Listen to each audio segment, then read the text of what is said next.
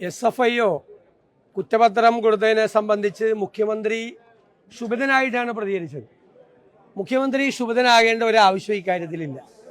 കാരണം നമുക്ക് എല്ലാവർക്കും അറിയാം, ഇതൊരു രാഷ്ട്രീയ പ്രേരിതമായിട്ടുണ്ടായ കേസല്ല.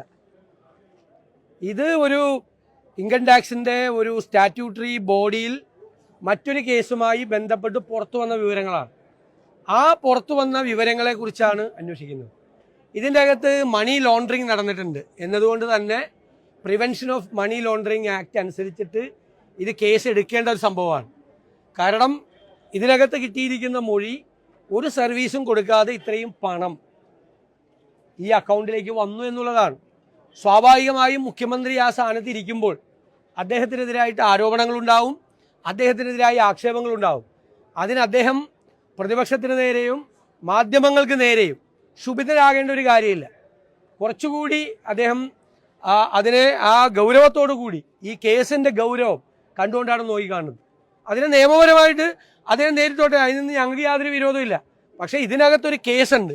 ഇത് സാധാരണ കേസുകൾ പോലെ രാഷ്ട്രീയ പ്രേരിതമായൊരു കേസാണ് എന്ന് പറയാൻ ഞങ്ങൾ തയ്യാറല്ല.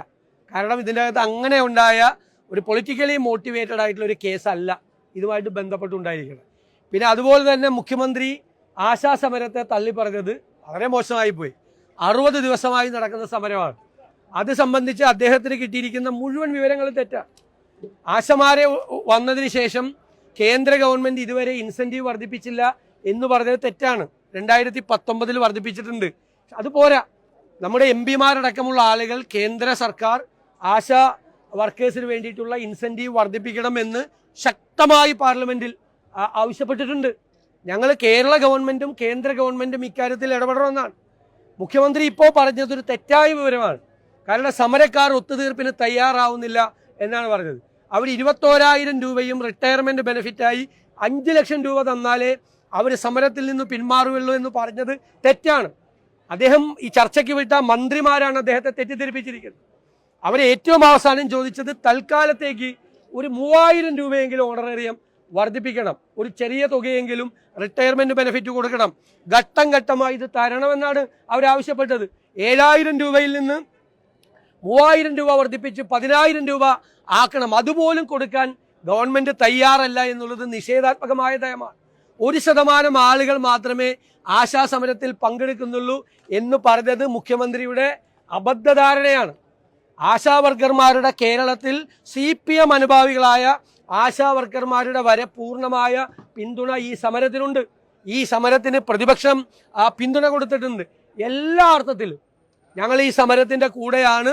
ഞങ്ങൾ അവർക്ക് ന്യായമായ അവരുടെ അവകാശം കേന്ദ്രത്തിൽ നിന്നും സംസ്ഥാനത്തിൽ നിന്നും വാങ്ങിച്ചെടുക്കുന്നതിന് വേണ്ടി അവർ നടത്തുന്ന സമരത്തിന് ഞങ്ങൾ പൂർണ്ണമായ പിന്തുണ കൊടുക്കും. ഇതാണ് പറയാൻ.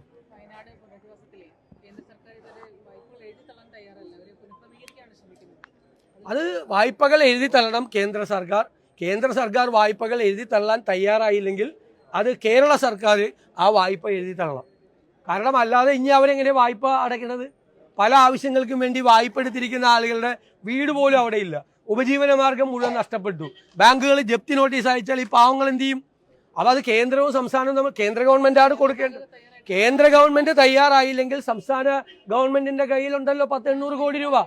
800 കോടി രൂപ സംസ്ഥാന ഗവൺമെൻറ്റിൻ്റെ കയ്യിലുണ്ടല്ലോ. കേന്ദ്രം കൊടുത്തില്ലെങ്കിൽ കേരളം കൊടുക്കണം, അവരുടെ കടം മാറ്റണം. അല്ലെങ്കിൽ അവരെ ഇവിടെ നിന്ന് ജപ്തി നോട്ടീസ് അയച്ചാൽ അവരെന്ത് ചെയ്യും?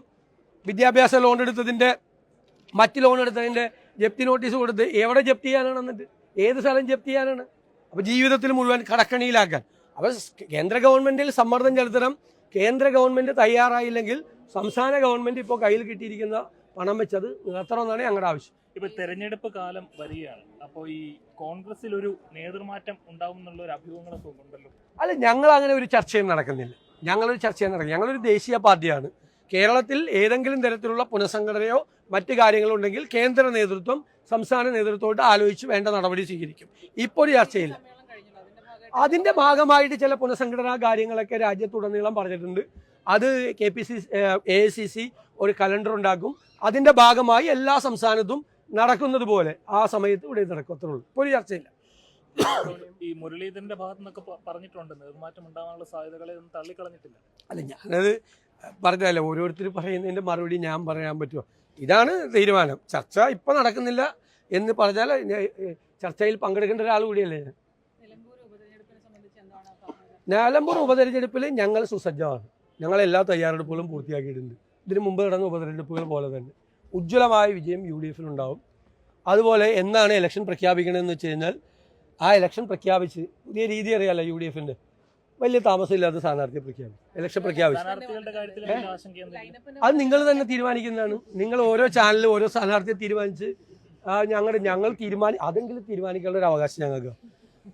ചില ചാനൽ രാവിലെ ഒരു സ്ഥാനാർത്ഥിയെ പ്രഖ്യാപിക്കും, ഉച്ചയാകുമ്പോഴേക്കും വേറെ ആളെ പറയും, പിറ്റേ ദിവസം വേറെ ആളെ പറയും. അങ്ങനെ എല്ലാ ചാനൽ കൂടി സ്ഥാനാർത്ഥിയെ തീരുമാനിച്ച് ഞങ്ങൾക്കൊരു ജോലി ഇല്ലാതാവില്ല.